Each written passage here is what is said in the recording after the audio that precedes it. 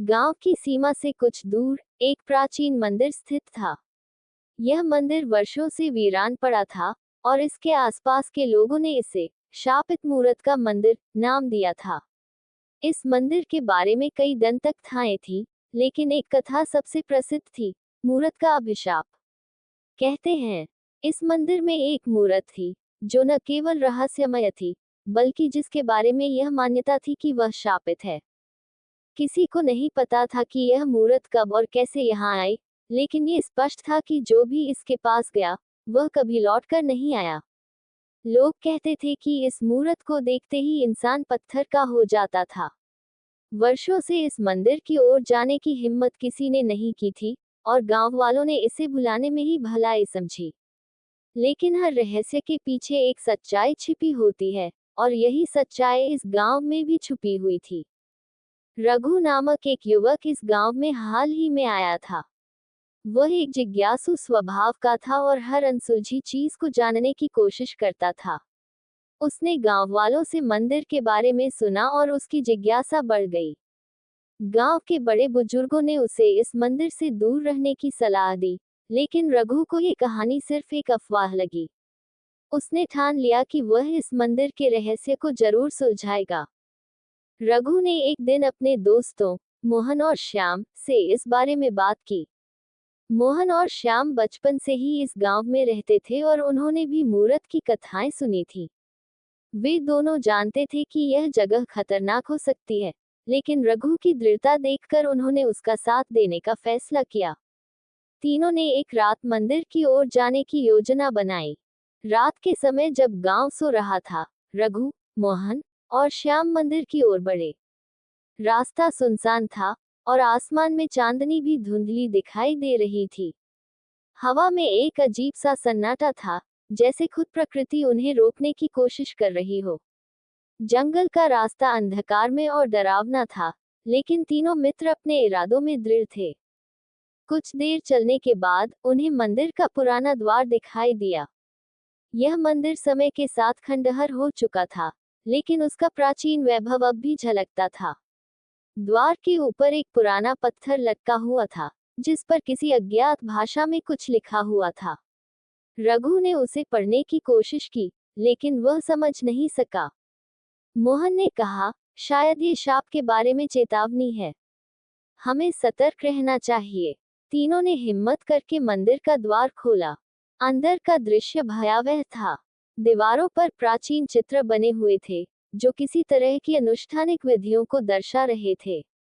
हर ओर धूल जमी हुई थी, और मंदिर की छत से बड़े बड़े जाले लटक रहे थे।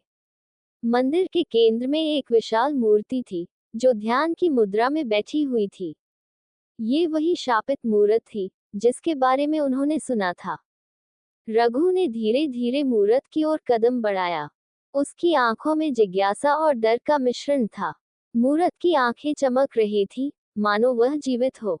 मोहन और श्याम भी उसके पीछे पीछे चले, लेकिन उन्होंने एक दूसरे का हाथ कसकर पकड़ा हुआ था।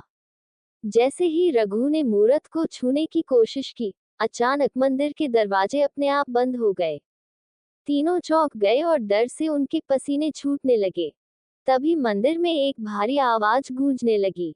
वह आवाज किसी इंसान की नहीं थी, बल्कि वह मंदिर की आत्मा की प्रतीत हो रही थी। तुमने इस शापित स्थान पर कदम रखकर अपनी मौत को बुलाया है, आवाज गूंजते हुए कह रही थी।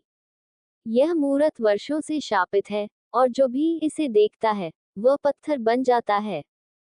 रघु ने साहस करके पूछा, कौन हो तुम?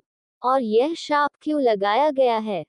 आवाज ने उत्तर दिया, यह मूरत एक साध्वी की थी, जो इस स्थान की रक्षक थी। उसने एक बार अपने तप से यहाँ के लोगों की रक्षा की थी, लेकिन एक दुष्ट राजा ने उसकी शक्ति का दुरुपयोग करने का प्रयास किया। जब साध्वी ने उसे रोकने की कोशिश की, तो राजा ने उसे मारने का आदेश दिया। साध्वी ने अपने आखिरी समय में इस मंदिर को शाप दिया कि जो भी लालच और दुर्भावना से यहाँ आएगा, वह पत्थर का हो जाएगा। ये सुनकर रघु के होश उड़ गए। उसे समझ में आया कि यह मूरत सिर्फ एक पत्थर की प्रतिमा नहीं थी, बल्कि उस साध्वी की आत्मा थी, जो अब भी इस स्थान की रक्षा कर रही थी। मोहन और श्याम भी ये सुनकर स्तब्ध रह गए। उन्हें अब इस जगह से भागने का रास्ता नहीं दिख रहा था। दरवाजे बंद हो चुके थे और हवा भारी हो चली थी। रघु ने सोचा कि अगर इस शाप को तोड़ा जा सकता है, तो शायद उनकी जान बच सकती है। उसने साहस जुटाकर मूरत से कहा, हम यहाँ किसी बुरी मंशा से नहीं आए हैं। हम सिर्फ इस स्थान के बारे में जानने आए थे। कृपया हमें माफ कर दो।